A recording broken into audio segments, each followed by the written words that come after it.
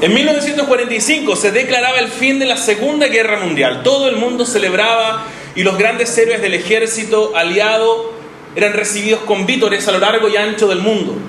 La amenaza nazi había sido implacable en su avance durante los 6 años de la guerra.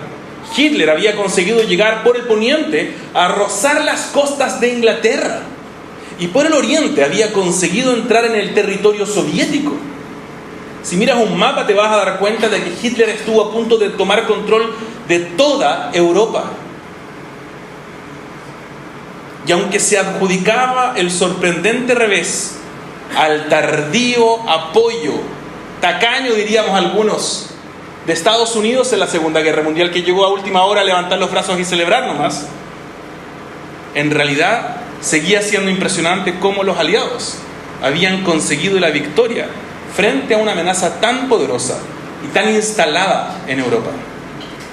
La verdadera respuesta al misterio de la Segunda Guerra Mundial y cómo se consiguió la victoria se desveló entonces en los años 60, saca la cuenta, al menos 15, 20 años después del fin de la Segunda Guerra Mundial.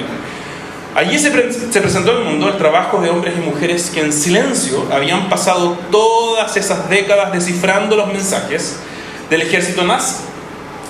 Enigma es una palabra importante durante la Segunda Guerra Mundial. Así se llamaba la máquina de cifrado alemana. Es la manera en que se comunicaban distintos frentes de la guerra por medio de una máquina de rotación de mensajes que permitía el cifrado profundo, complejo, de mensajes que solo podían ser descifrados al otro lado por otra máquina Enigma. Esto exigió el esfuerzo colaborativo de polacos, franceses e ingleses para finalmente descifrar cómo funcionaban estas máquinas que además durante la guerra fueron evolucionando. Al principio era solo una rotación, después 2, 3, hasta 6 llegaron al final de la guerra. Lo cierto era que más allá de la fuerza bruta y militar, la Segunda Guerra Mundial concluyó gracias a que los aliados consiguieron descifrar la estrategia del enemigo una y otra vez. A lo largo de los últimos años de la guerra, la interceptación de mensajes y el desciframiento de códigos les permitió a los aliados saber exactamente dónde y cuándo iba a atacar el enemigo. Eso les ganó la guerra. La historia de la Segunda Guerra Mundial nos enseña a nosotros, o nos recuerda quizás, que es imposible ganar una batalla si no conoces con claridad la estrategia de tu enemigo. Así que si los cristianos han de conseguir la victoria, deberíamos comenzar preguntándonos si es que realmente vamos a perseverar, como dice Apocalipsis, y lo hemos leído en otras partes, ¿no? El que persevera hasta el fin será salvo, será declarado victorioso. Si realmente los cristianos y la Iglesia de Cristo Redentor quiere perseverar en fidelidad a Cristo hasta su segunda venida, entonces tenemos que hacernos la pregunta: ¿cuál es la estrategia de Satanás? ¿Dónde, cuándo y cómo nos va a atacar? Efesios 2 del 1 al 10 tradicionalmente ha sido entendido como algo típicamente evangélico, ¿no? Pero pasamos por alto algo profundamente importante que nos ofrece. Efesios 2 del 1 al 10 nos provee el código, el descifrado de la estrategia de Satanás que busca destruirte a ti y a tu familia, y busca destruir a esta iglesia y a todas las iglesias cristianas. Conocer Efesios 2 del 1 al 10 es la clave de nuestra victoria en Cristo. Así que mientras pisamos terreno santo, el terreno de la palabra de Dios, te quiero animar a poner mucha atención. Más nos vale poner atención a lo que la palabra de Dios tiene hoy día para nosotros. Vamos a comenzar orando, porque creo que esta es una actividad profundamente espiritual, y si no tenemos el Espíritu con nosotros y en nosotros obrando, de aquí salimos entrando por un lado y saliendo por el otro. Padre nuestro, te damos gracias por el privilegio que tenemos de ser instruidos en tu palabra, porque tú describes el mundo realmente como es, nuestras vidas, la experiencia humana, nuestra propia psiquis y las crisis que vivimos, de la manera en que realmente son, Señor. Y mientras podemos mirar hacia afuera y recibir información profundamente importante de la actividad humana Queremos respetar y reconocer que tú eres la fuente de la verdad última. Así que hoy día, Señor, te queremos pedir que nuestros oídos sean abiertos para escuchar, pero no un escuchar como a veces escuchamos en el mundo, un escuchar según la palabra de Dios. Ayúdanos, Señor, a abrir nuestros oídos para obedecer lo que tú nos dices. Ayúdanos a no ser meros oidores, sino hacedores. Ayúdanos, Señor, a escuchar y obedecer. Te pido por mí, Señor, para que estos labios pronuncien palabras fieles a lo que tú tienes para tu iglesia. Y te pedimos por todos nosotros, para que en este sermón podamos aprender realmente a luchar juntos para poder alcanzar la victoria juntos. Te lo pedimos en el nombre de nuestro gran Victor, aquel general de nuestros ejércitos celestiales, nuestro Señor Jesucristo. Amén. Esto es lo que dice Efesios 2, del 1 al 10. Y si no tienes tu Biblia abierta, te recomiendo abrirla, te recomiendo tomar apuntes como siempre. Recuerda que esos apuntes que tomas durante los sermones van a durar años en tu Biblia y quizás años después vas a consultarlos y van a venir a consolar tu corazón. Y a ustedes que estaban muertos en sus delitos y pecados, en los cuales anduvieron en otro tiempo según la corriente de este mundo, conforme al príncipe de la potestad del aire, el espíritu que ahora opera en los hijos de desobediencia.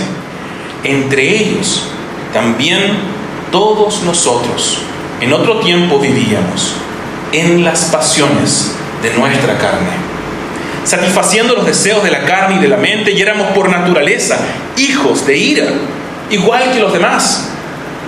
Pero Dios mismo, que es rico en misericordia, por causa del gran amor con que nos amó, aun cuando estábamos muertos en sus delitos, nos dio vida juntamente con Cristo. Por gracia, ustedes han sido salvados. Y con Él, con Cristo, nos resucitó, y con Él nos sentó en los lugares celestiales en Cristo Jesús, a fin de poder mostrar en los siglos venideros las sobreabundantes riquezas de su gracia por su bondad para con nosotros en Cristo Jesús. Porque por gracia ustedes han sido salvados por medio de la fe. Y esto no procede de ustedes, sino que es don de Dios, no por obras, para que nadie se gloríe. Porque somos hechura suya, creados en Cristo Jesús para hacer buenas obras, de las cuales Dios preparó de antemano para que anduviéramos en ellas.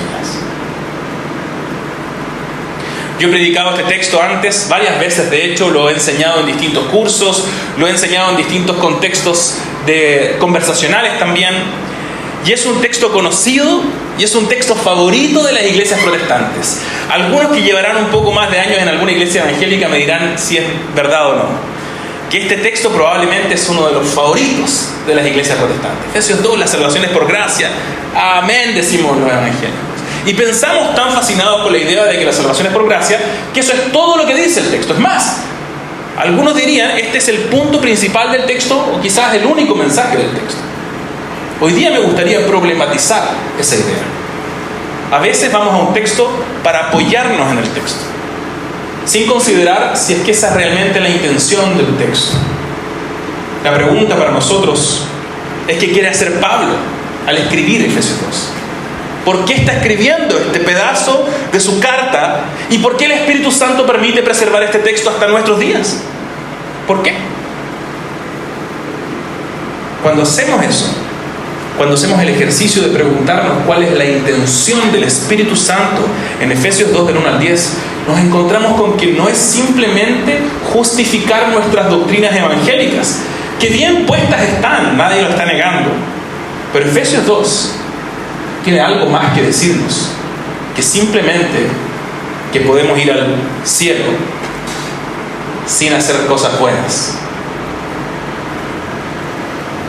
Pablo está intentando enseñarle a los efesios el tipo de estrategia que Satán ocupa para mantener a las personas en esclavitud. Escucha eso con atención.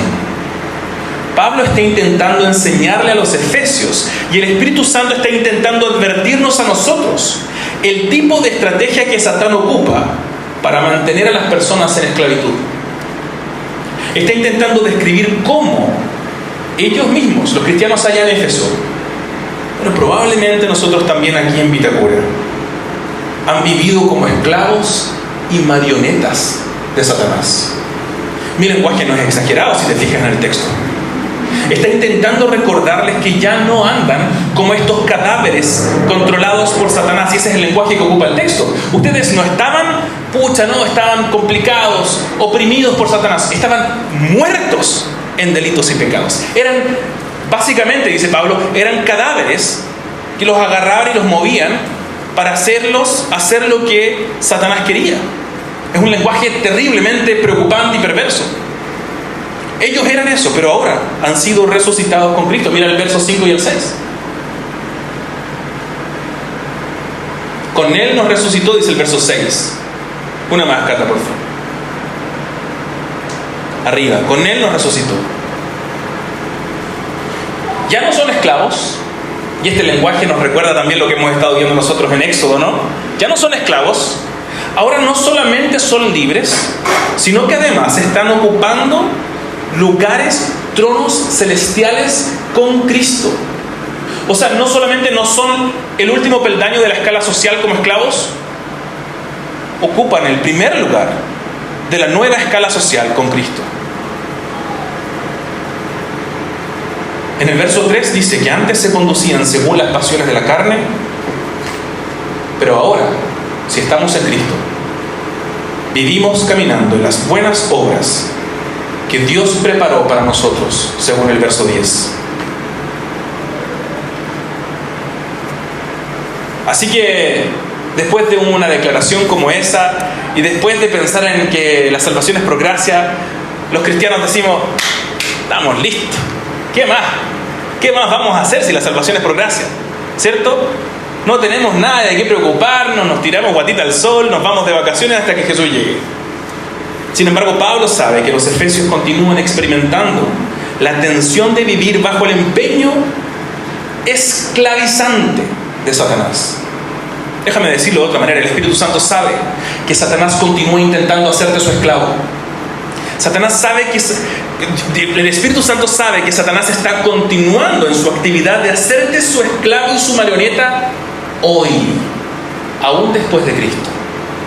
Por eso Pablo escribe estas palabras para la iglesia cristiana. Dice que son salvos y sin embargo les advierte de la estrategia del enemigo. Y el Espíritu de Dios, que exhala estas palabras para nosotros, conoce el poder, la fuerza de la costumbre, como decimos en el dicho. Él sabe que tú y yo tendemos a vivir como esclavos voluntarios de aquel que quiere destruir nuestras propias vidas. Voluntarios de una esclavitud de la cual ya hemos sido librados en Cristo. Yo no sé si tú sabes esto, pero bueno, tampoco sé si es muy cierto. Quizás algún veterinario nos puede decir. Pero existe al menos en la leyenda de que a los elefantes de circo, antiguamente ya no existen los elefantes de circo, al menos en nuestro país, pero antiguamente los elefantes de circo los amarraban con una pequeña estaca al suelo. No sé si sabes esto. Entonces el elefante, pequeño aún, cría, sabía que al tirar de la cuerda no podía moverse. Esa estaca era invencible por la fuerza del elefante. Pero con el pasar del tiempo y con el aumentar el peso y la fuerza de un animal probablemente de los más importantes y fuertes del mundo, esa estaca no tenía ninguna posibilidad de vencer su fuerza. Sin embargo, había algo en la psiquis del animal que le hacía permanecer respetando la estaca, aunque ya no tenía poder sobre él. Hay una esclavitud voluntaria, psicológica, de ese elefante a causa de esa estaca. Es probable que a nosotros nos pase lo mismo. Es probable que nosotros también estemos pensando que no podemos vencer al enemigo y que seguimos viviendo en esclavitud a Satanás por la fuerza de la costumbre, porque llevamos años adictos a ciertas áreas de pecado, a ciertas maneras de torcer un poquito la verdad para acomodarla y seguir viniendo a la iglesia y seguir levantando las manos y seguir viviendo según nuestros propósitos y no según los propósitos de Dios. Seguir siendo como si fuéramos unos cadáveres controlados por Satanás, aunque somos resucitados con Cristo. Por eso es que el Espíritu Santo nos regala este pasaje hoy día. Por eso hace 2000 años Pablo escribe estas palabras, para mostrarnos el plan y la estrategia de Satanás, para decirnos, si quieres ganar esta pelea, si quieres ganar esta guerra, aquí va. Aquí te descifro el código, la estrategia del enemigo, el único medio por el cual tú vas a conseguir victoria. Él, siendo un titiritero engañador y maquiavélico, controla el mundo, controla nuestra sociedad, controla las ideologías que odias y las ideologías que amas, controla las pasiones de la sociedad y su cultura, y lo hace para capitalizar, para controlar nuestras propias debilidades.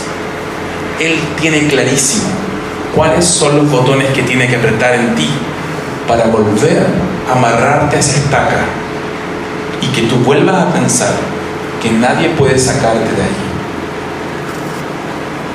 Mira el verso del 1 al 13. Versos 2 y 3 dicen: a ustedes que estaban muertos en sus delitos y pecados, en los cuales anduvieron en otro tiempo. Y ahora pon atención, ¿cómo anduvieron en otro tiempo? ¿Cómo andan aquellos allá afuera que no conocen a Cristo?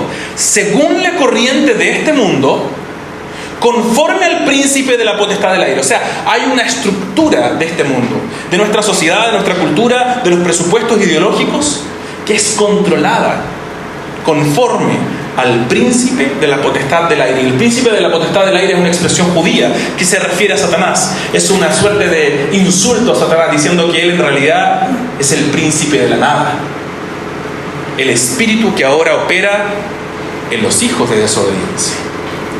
Y dice el verso 3: entre ellos también todos nosotros andábamos en otro tiempo y vivíamos en las pasiones de nuestra carne, esclavos de nuestra carne, esclavos de las estructuras del mundo, esclavos del gran titiritero llamado Satanás. Satanás controla la cultura que nos rodea para hacernos sus esclavos voluntarios, como elefantes con poder para salir de la esclavitud, pero convencidos y engañados para permanecer en ella. Quizás hoy día tú llegaste aquí pensando que esta cuestión de la batalla espiritual es un tema para los carismáticos, ¿cierto? Es un tema para otro tipo de iglesias, esas que gritan y se echan para atrás. La batalla espiritual no tiene nada que ver con nosotros. O quizás vienes de una de esas iglesias y la batalla espiritual anda así, asustándote todo el tiempo, y pasas por un pasillo oscuro y dices: ¡ay, la batalla espiritual! Y te imaginas a Dios a Satán con cachos y una cola, y te lo imaginas con toda esta suerte de fantasías, ¿no? Quizás llegaste hoy pensando que Satanás en realidad no tiene nada que ver contigo. Es más, es bastante probable en una cultura materialista que pienses que Satanás ni siquiera existe. Es una suerte de fábula mitológica. Sin embargo, para Pablo, el apóstol de Jesucristo, para el Espíritu Santo que le habla a las iglesias, este texto tiene harta verdad. Sigue hablando del código que controla la humanidad. Satanás es real. Y en esta época de pensamiento materialista, donde no existe nada que no se pueda medir o pesar, el enemigo está feliz de pasar desapercibido. Escucha con atención. Satanás está feliz de que tú no lo veas, de que el mundo piense que no existe. Mejor para él, más fácilmente puede controlar al mundo. Pero continúa operando como un titiritero detrás de la cortina, controlando la cultura y las ideologías. Lo que ves en el Instagram, en el Facebook, en la tele y en el diario. Lo que escuchas de tus amigos y lo que escuchas de tu familia. Sigue controlando esas ideas para seducir, para controlar nuestras propias compulsiones pecaminosas. Todo para mantenerte esclavizado a él. La cultura dice que el dinero te da valor, por ejemplo. ¿O no? Lo hablábamos la semana pasada. Así que nos desvivimos por el dinero, renunciamos a nuestros matrimonios, Pon atención, porque esto es verdad, está describiendo nuestras vidas. Renunciamos a nuestro matrimonio, ¿sí o no? Por ganar un poco más, porque en ese sueldo nuevo me van a pagar más. Así que estoy dispuesto a hipotecar mi familia, mi matrimonio, mi crianza, incluso mis amistades. Renunciamos a la familia de Cristo. Renunciamos a venir el domingo, renunciamos a pertenecer en relaciones profundas con su familia, con la familia de Dios. Porque si trabajo esas horitas y si en vez de dedicarlas a servir al Señor o a disfrutar de la familia de la iglesia, tengo un poco más de lucas que me dan para ahorrar y a lo mejor tener la casa de campo que quería, cambiar el auto del año, dejamos de ir a la iglesia, dejamos de cultivar relaciones profundas en la familia de Dios, dejamos de vivir en misión, porque podría estar haciendo más plata en esas horas. Trabajo esas horitas en la tarde y con este pitutito y este emprendimiento y resulta que 500 luquitas más al mes, eso es mejor. Y nos engañamos, diciendo, no, es que si hago más plata entonces voy a dar al Señor. ¿A qué me estás engañando, Lucas? ¿Cuándo fue la última vez que subiste el diezmo porque te subieron el sueldo? Sin darnos cuenta de que hemos creído la mentira satánica que la cultura nos ha vendido. Más vale tener plata que cualquier otra cosa en el mundo. Ese es el credo de varios de nosotros. Voy a decirlo de nuevo. Más vale tener plata que tener a Cristo. Eso es lo que en la vida de varios de nosotros grita el mundo. Y es el producto de la influencia del mundo. La cultura dice que el placer sexual, por ejemplo, es el medio único y exclusivo, el más fácil y el más poderoso para alcanzar la verdadera felicidad. Y esto viene de Freud atrás, cuando Freud decía que el propósito del hombre era ser feliz y por lo tanto el hedonismo era casi el camino, un camino filosófico construido a lo largo de los siglos. El placer es el propósito de la humanidad. Así que vamos por la vida dejándonos esclavizar por el sexo. Medimos la salud de nuestros matrimonios por la calidad y la cantidad de nuestros encuentros sexuales y nada más. Hoy buscamos desesperadamente experiencias sexuales que nos hagan sentir mejor. Y si no podemos encontrarlas en nuestros matrimonios, vamos a buscarlas fuera de nuestro matrimonio. Si somos solteros, las buscamos en nuestros pololos, pololas. Si estamos casados, vamos a buscarlas en el adulterio. Y aún en relaciones con dispositivos electrónicos. ¿Sí o no? Según las estadísticas, el 95% de los hombres consume pornografía. Dime si eso no es esclavitud, hermano. Todo porque creemos que esa sexualidad distorsionada nos va a hacer felices. Todo porque sin darnos cuenta, una vez más, hemos consumido la mentira mundana, susurrada por Satanás a la cultura. Una mentira que dice que lo que necesitamos para ser felices es el sexo. No podemos ser felices sin la experiencia sexual autodefinida, distorsionada. La palabra dice algo bastante distinto. El deleite, el shalom, bienaventurado, feliz, la plenitud viene de una relación con Dios y su Cristo por medio de su palabra en el Espíritu. La cultura dice que el poder es necesario, por ejemplo, si vas a estar seguro. Así que muchos de nosotros vivimos una y otra vez buscando tener más para poder hacer más, para protegernos, porque necesitamos tener una buena red de contactos y amigos. Así que vamos a jugar ciertos deportes para cultivar esa red de contactos. Nos juntamos con algunos amigos y con otros no, porque es que estos tienen más influencia. ¿Sí o no? ¿Cuántos andan con el Caddy en el auto hoy día? Porque nos juntamos ahí con los que importan, con los que tienen el negocio que me puede proveer entonces la seguridad. Tenemos poder, nos sentimos poderosos cuando vamos en el auto, nos para un carabinero y dice: espérate, pero es que tú no sabes que eres mi amigo. ¿O no? Cuando tenemos un amigo que, no sé, una autoridad dentro del carabinero. Cuando tenemos un amigo que es el dueño de la empresa del café al que fuiste. ¿Sí o no? Cuando yo voy a la fuente chilena, por ejemplo, me siento y si me atienden mal, digo: es que no sabes quién soy yo. No sabes quién es mi amigo. Todo porque hemos creído la mentira de que el poder controla nuestra seguridad. Así que vamos por la vida encubriendo las atrocidades de nuestros amigos y familiares, porque así ellos también nos encubren a nosotros y tenemos poder, control, influencia sobre el resto. Caminamos constantemente intentando controlar a los que nos rodean y buscando hacerles pensar lo que pensamos, llevarlos a permitir lo que nosotros queramos hacer. Todo porque hemos creído en la mentira satánica del poder. Y esta es la mentira con el poder. Detrás del poder está la presuposición de que el otro no es un otro, es un objeto a ser usado para tus propios propósitos. Satán cree eso de nosotros. Así que eso es justamente lo que nos susurra para que nosotros tratemos a otros.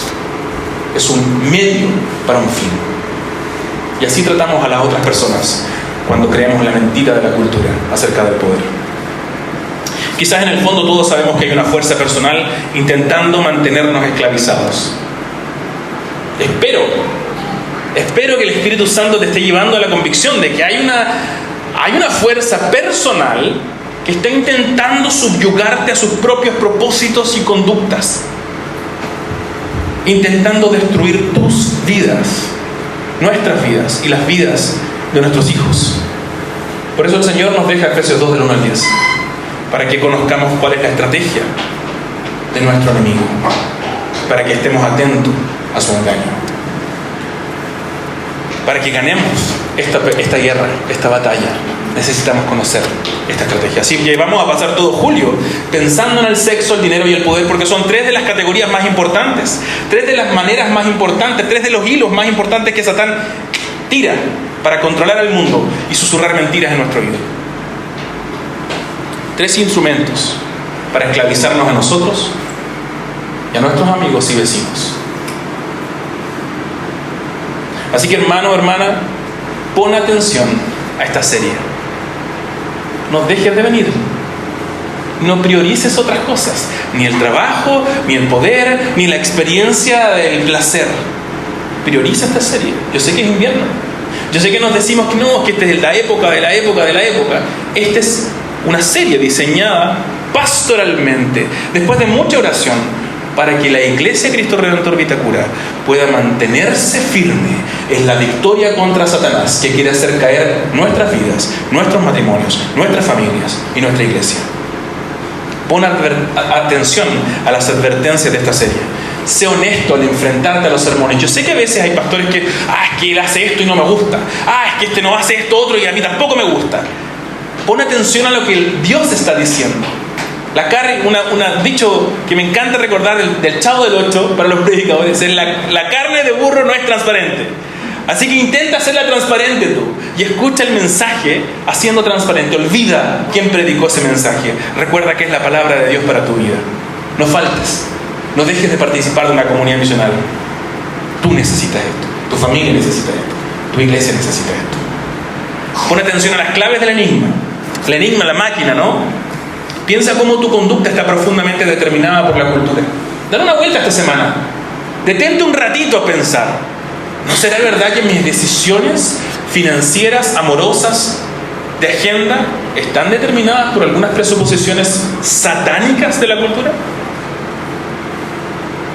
¿No será que estoy escuchando mucha tele, mucho internet, mucho pensamiento ideológico de mis amigos o de mis no amigos? Medita y recuerda en que todas esas son instrumentos en manos, no del Redentor, instrumentos en manos del engañador, para usarte en contra de los propósitos de Dios, para tu propia destrucción. Pon atención, porque si no comprendes estas claves en profundidad, el resultado final de tu propia batalla puede ser ruina y sufrimiento. ¿Escuchaste eso? Es mi responsabilidad como pastor de esta iglesia no solamente decir gloria, gracia, amor, bendición. Mi responsabilidad frente al Señor es la misma responsabilidad que tuvieron los profetas del Antiguo Testamento. Pon atención, porque si no tomas atención, el fin de tu batalla puede terminar en ruina y sufrimiento. Si no tomamos atención a esta advertencia, como Iglesia Cristo Redentor Vitacura, podemos terminar como iglesia en destrucción y en lamento. No te dejes engañar. Satán está activo y haciendo lo que sabe hacer muy bien. Estas son las palabras de Pablo en Efesios 6, al final de la carta. Por lo demás, hermanos, fortalezcanse en el Señor y en el poder de su fuerza. No está en el PowerPoint para que no lo vean ahí, no va a estar.